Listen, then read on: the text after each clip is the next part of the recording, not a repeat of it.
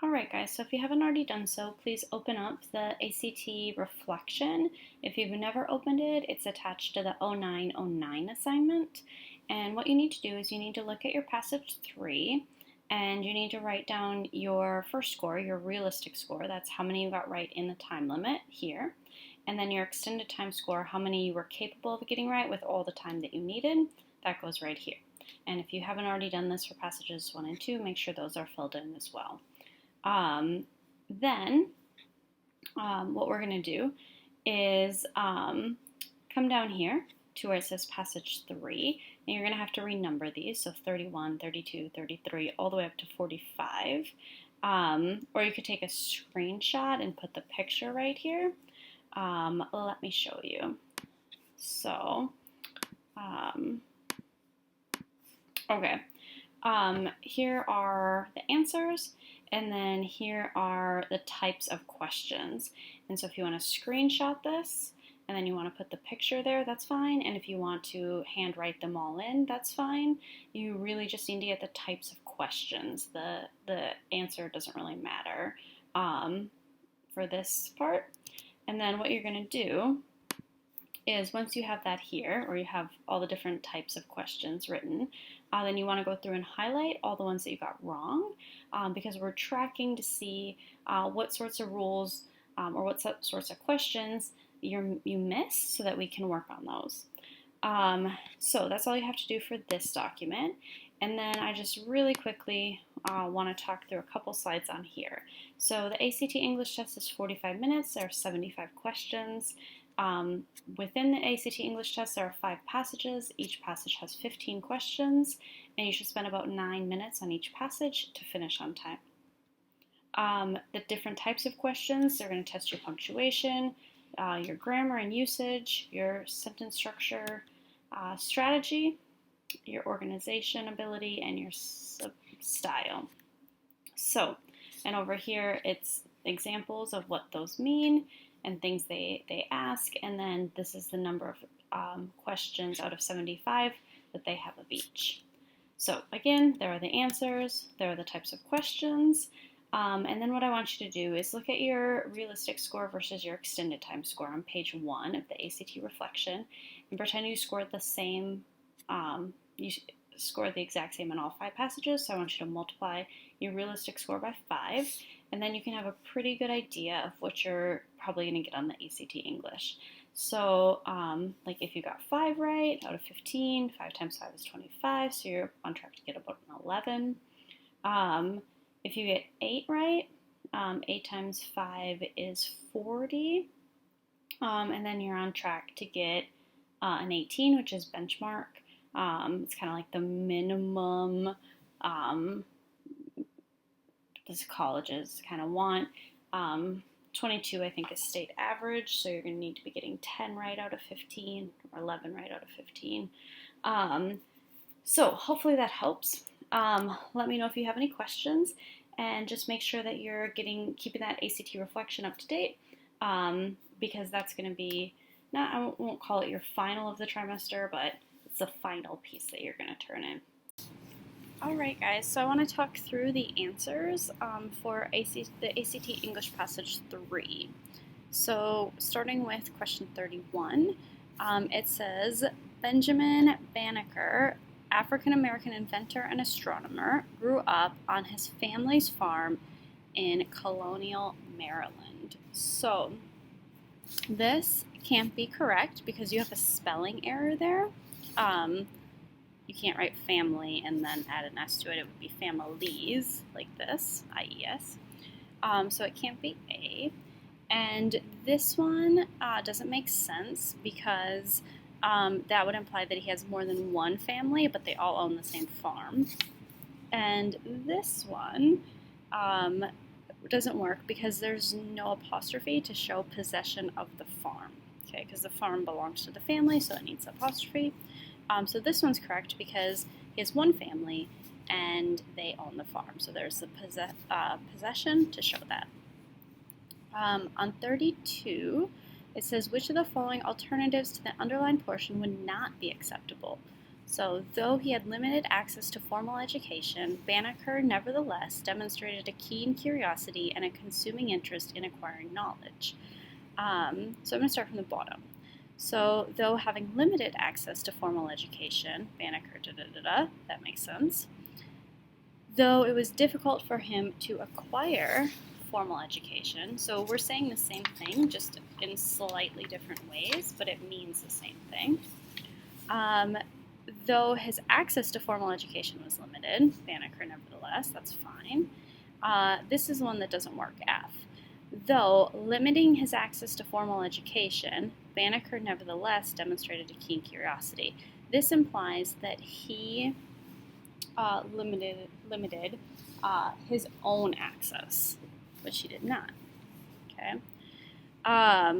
33. Banneker's grandmother was an indentured servant from England, whom, after completing the term of her contract, bought some land and then married a freed slave. So, the correct answer is going to be B. It can't be C because because it's referencing a person, and you wouldn't use which to reference a person. You would use who or whom. And it wouldn't be whom because whom, kind of a trick is if you can replace it with his or her, then whom typically works, and if you can replace it with he or she, then who works. So Banneker's grandmother was an indentured servant from England. She, after completing the term, she and he would go with who, and then his or her after completing the term doesn't make sense. So you use who when it references the subject of the sentence, which in this case is Banneker's grandmother, and you use whom when it references someone who's not the subject. So it would be like the object of a verb or a preposition, which might not make sense, but if it references the person who the sentence is, if it's a person and it references the person who the sentence is about, then it's who. Omit the underlined portion just doesn't work because then the sentence wouldn't make sense. Banneker's grandmother was an indentured servant from England. After completing the term of her contract, bought some land and then married a freed slave. It just doesn't work. 34. At this point, the writer is considering adding the following true statement. Indentured servants needed a master's permission to leave their place of work, to perform work for others, or to keep money for personal use. It says, yes, we should have this because it shows the extent of control that masters held over indentured servants. I mean, that's true, but it's irrelevant to the piece. Yes, because it is necessary to understanding the essay as a whole. It's not. This isn't what the piece is about. No, because it provides information that is included elsewhere in the essay. It doesn't. It's irrelevant. It's nowhere in the essay. And no, because it would distract readers from the main topic. Absolutely. J is the right answer. Okay, this is kind of going off on a tangent. It's not what the essay is about. 35 says, which of the following alternatives to the underlined portion would not be acceptable? So Benjamin's grandmother taught him to read, and he attended a one-room Quaker school. So the comma before the conjunction, or the fanboy, is correct because you have a complete sentence before it. Benjamin's grandmother taught him to read. And you also have a complete sentence after it. He attended a one-room Quaker school when the farm work slowed down during the winter. Which other ones are right? The semicolon's right. Okay, if you take out the and, Benjamin's grandmother taught him to read, semicolon, he attended a one-room Quaker school. Semicolons go in between two complete sentences when there's not a fanboy. This one is also fine, okay, because you still got the comma before the fanboy, you're just adding also. And this one's fine, because you can put a period in between two complete sentences. But this one is not, because you can't have two complete sentences with nothing in between them. No period, no semicolon, no comma and a fanboy. So you couldn't just say, Benjamin's grandmother taught him to read. He attended a one-room Quaker school without anything. So C, you would circle, because that's the one that's not acceptable. 36. Which choice provides the most logical arrangement of the parts of this sentence? So the sentence is, Banneker constructed a clock out of hand-carved wooden parts, displayed his mechanical skills, and displaying his interest in learning. F is no change. G says displayed his skills when he constructed a clock out of hand-carved wooden parts and displayed his interest in mechanical skills. H is displayed his interest in learning and his mechanical skills when he constructed a clock out of hand-carved wooden parts. J is displayed his interest in mechanical skills by constructing a clock out of hand-carved wooden parts and his interest in learning. Okay, so this part at the end seems out of place, right? Displayed the skills when he constructed a clock out of hand-carved. This is just awkward. Displayed his skills, his interest in mechanical skills. It's repetitive. This is vague. And this one, why is this one not right? Banneker constructed a clock out of hand-carved wooden parts, displayed his mechanical skills, and displaying his interest in learning. It's just awkward. H is the best. He displayed his interest in learning and his mechanical skills. How did he do so? When he constructed a clock out of hand-carved wooden parts. 37. He had dismantled a pocket watch borrowed from a traveling merchant, made detailed drawings of its components, and returned it fully functioning to the merchant. So this means it is. So if we read it, he had dismantled a pocket watch borrowed from a traveling merchant, made detailed drawings of it is components. That doesn't make sense. So we know that can't be right. So here, it's with the apostrophe at the end is just incorrect because it's just by itself is possessive. It doesn't need an apostrophe. It's like his and her and their. They're all possessive and they don't have apostrophes. So the correct answer is C. Okay. Made detailed drawings of its components. The components belong to it. Okay. It's possessive. It doesn't need an apostrophe after it. And if you put it before the S, it means it is. The apostrophe goes where the I is missing. There doesn't work because a pocket watch is singular and it is singular, so those work together. But a pocket watch in there doesn't work because this is singular and that's plural. All right, 38. The clock keeps precise time for, can you believe it, over 40 years. Okay, so keeps is a problem. It can't be F because all of this is in past tense. He had dismantled it. He designed it. It's all in past tense. So you don't want to switch to present tense. That's not right.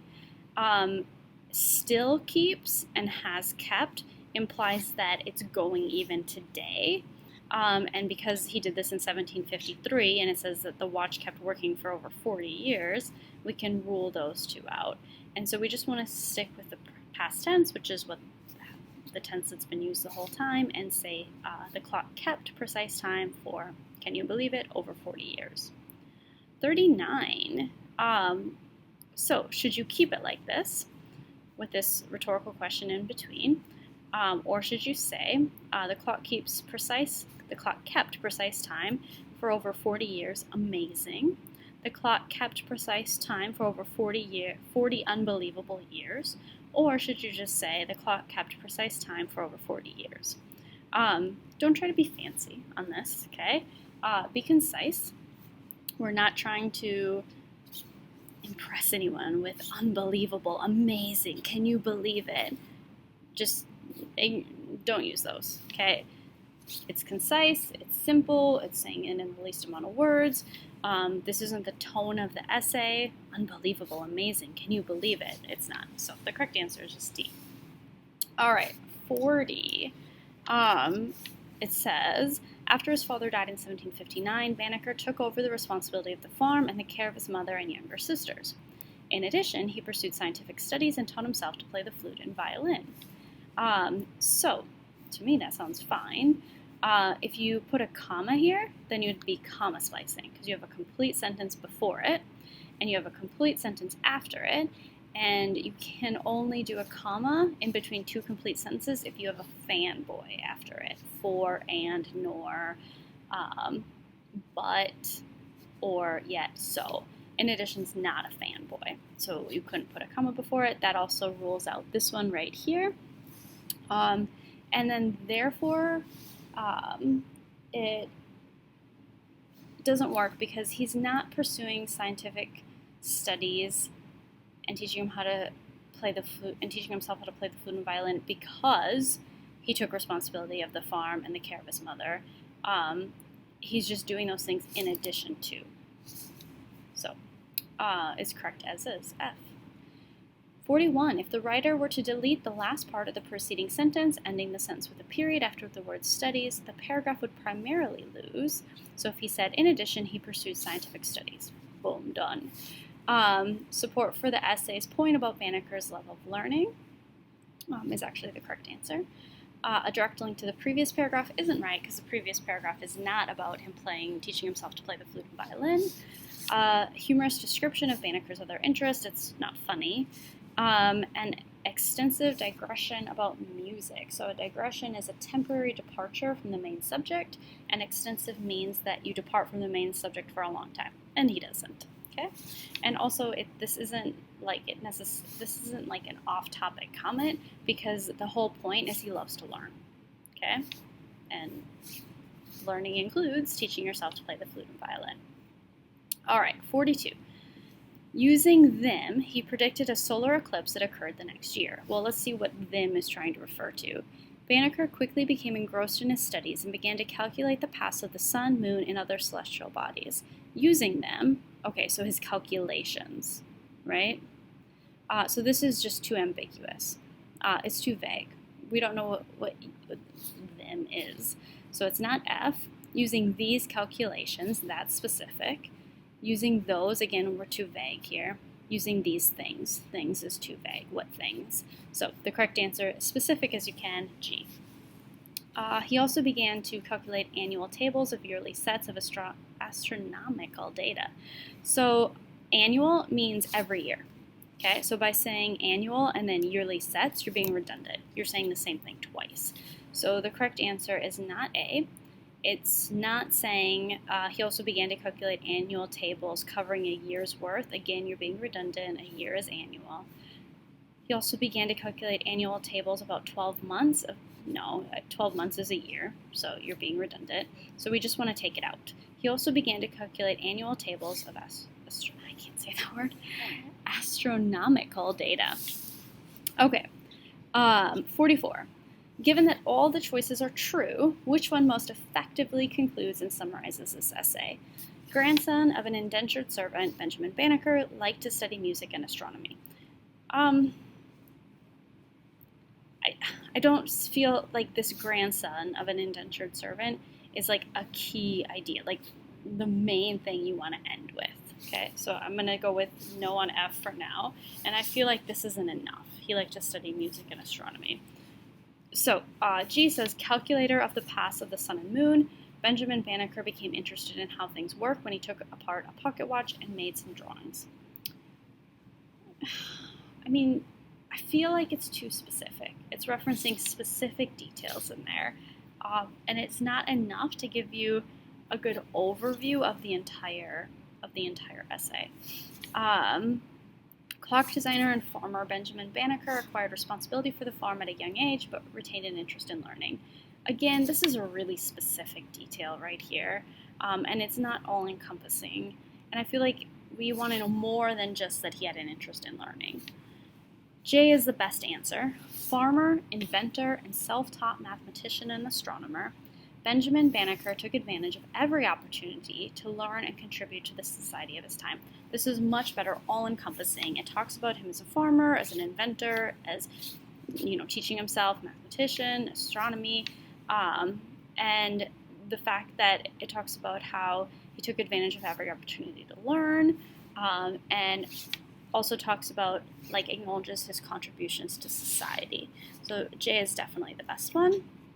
And then 45, for the sake of the logic and coherence of this essay, paragraph 5 should be placed And then you have to decide where is the best place to put paragraph 5.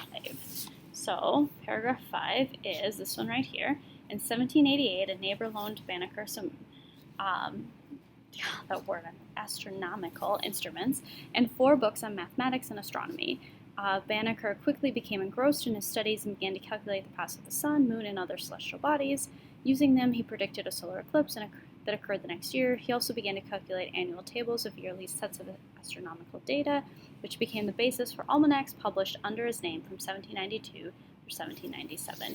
I mean, just going in chronological order, 1759, right, 1753. It doesn't make sense to put it any sooner, because this is kind of like his early life, like moving on, right? And it's just, this is where it fits. So keep it in the same spot, A, where it is now. If you have any questions, please let me know. Otherwise, I hope that helped, and you learned something that'll be useful. Hopefully, a similar rule, or 2 or 3 or 4, will come up on the ACT that you take.